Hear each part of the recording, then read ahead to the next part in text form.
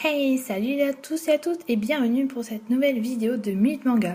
Vidéo assez courte et un concept déjà mis en place par d'autres youtubeurs traitant sur les mangas, mais que je trouvais sympa et simple à proposer moi aussi. Alors c'est parti pour plusieurs petites vidéos parlant de manga tout juste sortis. On se retrouve après le générique.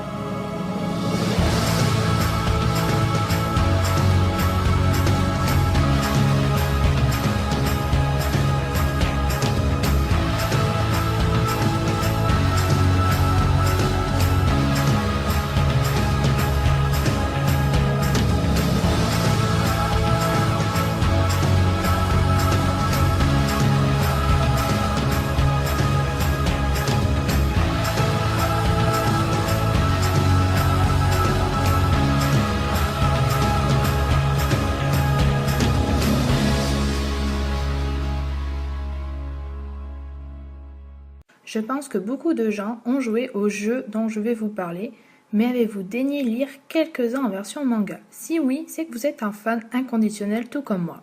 Si c'est un non, il faut vite courir les lire. C'est très intéressant et ça montre une autre facette des héros de ces univers. Kingdom Hearts, créé par Shiro Amano et Tetsuya Nomura. Il est classé dans la catégorie des shonen, mais pour ma part, je dirais que c'est plus pour les enfants. Édité par les éditions Pika, Kingdom Hearts comporte 4 tomes en tout. Ça relate principalement ce qui se passe dans les jeux vidéo, que ce soit le premier opus, le deuxième et même les petits annexes. Quand je parle des annexes, je parle de Chain of Memory et de 358 de Days. Le manga reflète finement l'esprit des jeux malgré les défauts très enfantins et les scènes trop rapides, ce qui manque d'éléments et d'explications. Il y a très peu de rebondissements et des scènes de combat sont éludées trop rapidement. Les univers ne sont dévoilés qu'au compte-gouttes dans les tomes. Après, je conçois que comme beaucoup de lecteurs et de gamers, c'est dur de transformer un jeu vidéo action RPG en un ouvrage littéraire, mais bon, si je devais le comparer avec Zelda, qui s'accorde quelques modifications au niveau de la trame, l'effort y est quelque plus poussé. Donc pour l'instant, vous ne trouverez en librairie ou dans votre bibliothèque préférée que le Kingdom Hearts 1, le 2, le Chain of Memory et le 358 de Days qui vient tout juste sortir. Pour les autres, faudra attendre un peu, mais de ce que j'ai lu, c'est en cours. Pour les Zelda, c'est quelque peu différent. Moi qui suis une fan de la saga, je ne pouvais pas passer à côté. J'ai joué à certains jeux comme Ocarina of Time, Majora's Mask, que je suis en train de finir sur la 3DS, Twilight Princess, le Skyward Sword et ceux qui sont sortis sur Nintendo DS, mais il me manque le dernier qui pour l'instant est pour moi un peu trop cher, il faut surtout que j'achète la console avec. Niveau manga, je les ai presque tout lus sauf le Twilight Princess 2 qui n'est pas encore sorti, mais ça ne serait tardé. Dans chaque volume, les émotions et les personnalités des personnages propres à l'univers sont finement travaillées et le rendu est pour ma part très réaliste. Link est le héros emblématique de cette saga, et bien qu'il soit par moments un enfant ou un adulte, il n'en reste par moments très charismatique.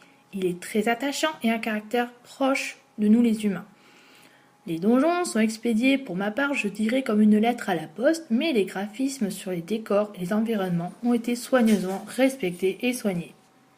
Il y a aussi les personnages secondaires, mais c'est à part. Les différentes ambiances que l'on peut retrouver dans Majora's Mask et Twilight Princess, qui sont oppressantes et quelquefois glauques par moments, sont retranscrites à merveille. Le jeu d'ombre et de lumière accentue finement le rendu souhaité. Seuls les ouvrages de Oracle of Seasons et Oracle of Age sont une catastrophe pour l'un et une poussée vers le haut pour l'autre. Je n'y ai pas joué, mais je les connais de nom. Pour le premier, Ocarina of Seasons, j'ai de suite comparé Link à Sora dans Kingdom Hearts par son côté trop enfantin, naïf et colérique. Bon, ça se calme après, mais au départ, c'est un petit peu dérangeant.